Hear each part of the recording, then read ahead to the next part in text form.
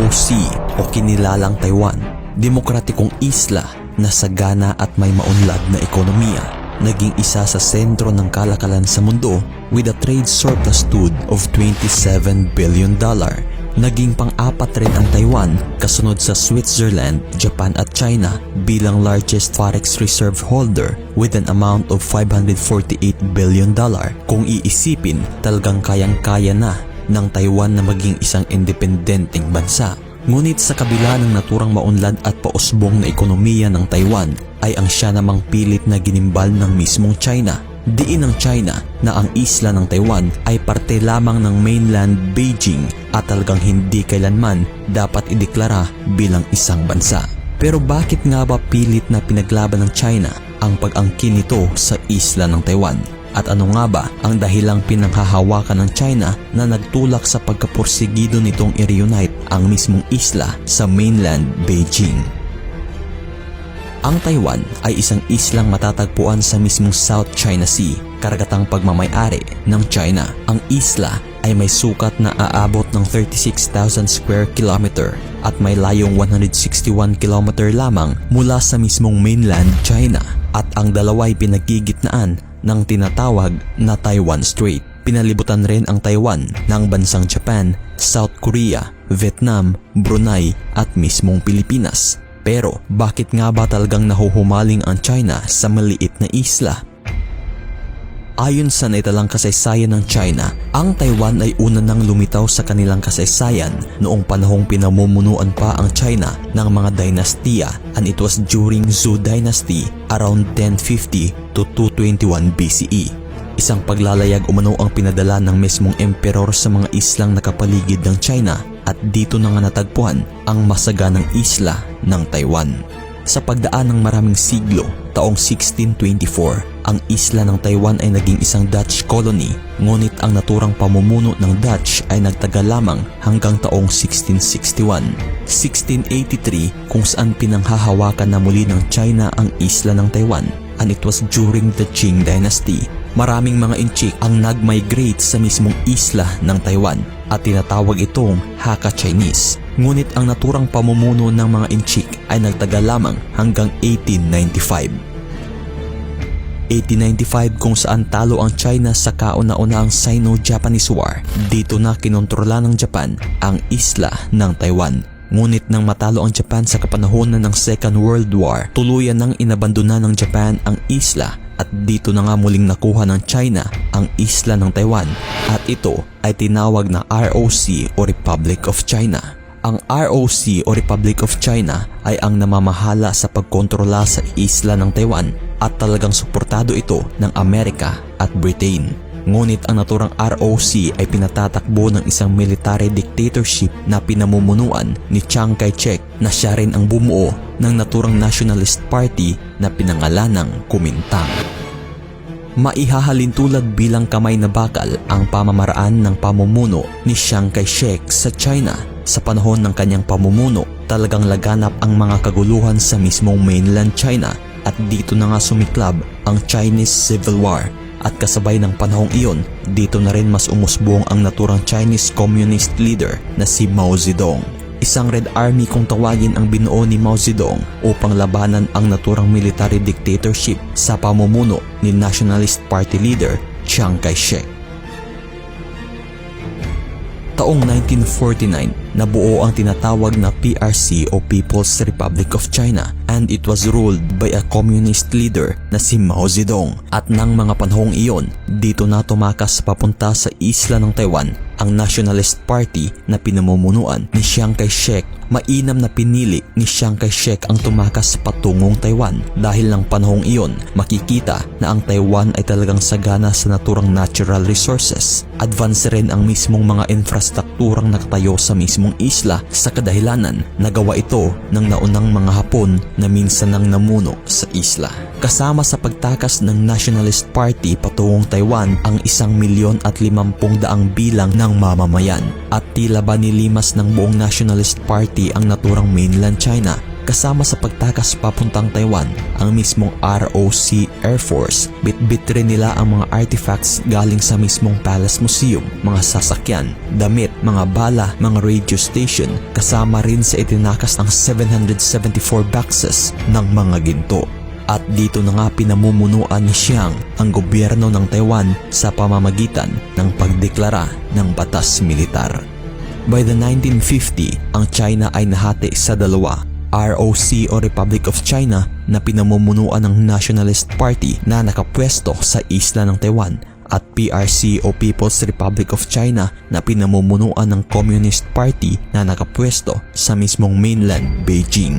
Ang pagkahati naman ay nagresulta sa isang malawakang diskusyon sa kung sino nga ba ang lehitimong China, ang ROC nga ba ng Taiwan o ang PRC ng mainland Beijing. Pero talagang nakakuha ng pabor ang People's Republic of China o Taiwan sa mga legitimacy and international recognition. Nang panahong iyon, ang ROC o Republic of China ng Taiwan ang natatanging kinonsidera ng United Nations na magrepresenta sa bansang China at talagang suportado ng mga bansang taga-kanluran ang panggobyernong pinanghahawakan ng Nationalist Party. Hanggang taong 1960 kung saan umusbong ang ekonomiya ng Taiwan sa pamamagitan ng military rule. Laganap na rin ang mismong kalakalan ng Taiwan sa mga ibang bansa at dito na nga tumatak ang salitang Made in Taiwan. Ngunit sa di inaasahan ay talagang unti-unti ring bumagsak ang ekonomiya ng Taiwan dahil na rin sa mismong Cold War sa pagitan ng Taiwan at mainland China. Dito na rin unti-unting lumakas ang ekonomiya ng PRC under Communist Party at dito na rin nakitaan ng Amerika ang mismong mainland China ng isang strategic importance. At dahil nakitaan ng strategic importance ang PRC o People's Republic of China, naging prioridad ito ng Amerika at ng mismong mga bansang kasali ng United Nations. By 1971, tuluyan ng kinilala ng United Nations ang Communist Party ng PRC o People's Republic of China bilang representante ng bansang China. At ang Taiwan ay tuluyan ng nawalan ng boses o representante sa United Nations. 1975 nang pumanaw ang ROC Nationalist Party leader na si Chiang Kai-shek. Kasunod na taon 1976, pumanaw na rin ang PRC Communist Party leader na si Mao Zedong. By 1978, nang mahalal ang kasunod na leader ng mainland China na si Xiaoping, unti-unti na ring mas bukas ang ekonomiya ng China sa iba't ibang bansa at dito na nga nagsimulang gumanda ang relasyon ng ekonomiya ng Taiwan at China. Sa unti-unting paglalim ng naturang economic relation ng Taiwan at China, ganun din ang mismong cultural division ng parehong panig kung saan ang mamamayan ng Taiwan ay kinilala na ang kanilang lahi bilang Taiwanese at ang salitang Chinese ay tuluyan ng nilimot sa kasaysayan. Taong 1992, isang pagpupulong ang ginawa ng China at Taiwan sa Hong Kong kung saan napagsang-ayunan dito ang One China Agreement. Pero ito ay isang salitang bibig lamang at walang legal na katibayan o dokumentong nilagdaan ng parehong panig. Bagay na kung saan iba't iba ang interpretasyon ng bawat panig sa naturang One China Agreement. Para sa PRC, ang One China Agreement ay nangangahulugang ang Taiwan at mainland China ay parehong pamumunuan ng Beijing at ito ay upang magtulungan para mapanumbalik ang muling pagkaisa ng dalawang panig. In short, the unification plan ng PRC. Ngunit bago pa man ang naturang One China Agreement, ang Taiwan ay kilala na sa pagiging democratic state nito na mayroong dalawang partido. Taong 2000 nang mahalal ang presidente ng Taiwan na si Shin Soy-ban na nagmula sa Democratic People's Party na talagang suportado nito ang Taiwan sa ninais-nais na pagiging independenting bansa. Bagay na talagang agara namang gumawa ang China ng isang counter bill ukol sa planong independence bid ng Taiwan na talagang sinuportaan ng mismong pamahalaan. March 14, 2005 nang maipasa ng China ang naturang anti-secession law na kasaad sa naturang batas na pwedeng gamitan ng China ang Taiwan ng isang military force kung sakali mang magdeklara ito ng pagiging independent nation. Taong 2013 nang mahalal bilang Pangulo ng China si Xi Jinping, inihayag nito ang isang layunin sa muling pag-reunite ng China at Taiwan.